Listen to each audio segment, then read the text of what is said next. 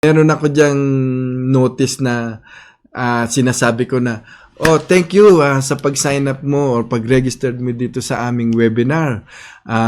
We are so excited and thank you for joining with us. You are so motivated. Parang gano'n, no? Na pinapakita mo yung sigla na invited siya and she must be so excited too na mag-jump in dun sa webinar. So ginawa po natin yan, may mga timer po yan. So once she gonna receive this, she will click the next step. So dun sa next step, susunod na yung tinatawag na indoctrination. Ibig sabihin ng indoctrination sa webinar sales panel po, yung paghahanda, no? So, in that case, may ginawa akong video na hindi ko pa naayos still kasi bagong-bago itong ginawa nating innovation.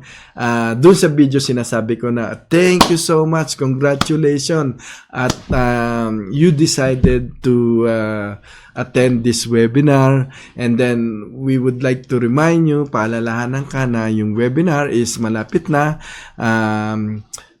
Gusto lang namin ipaalalahanan ka na you can have a pen and paper, something related to dun sa magaganap na webinar, no? Kung ano yung expected nila. So,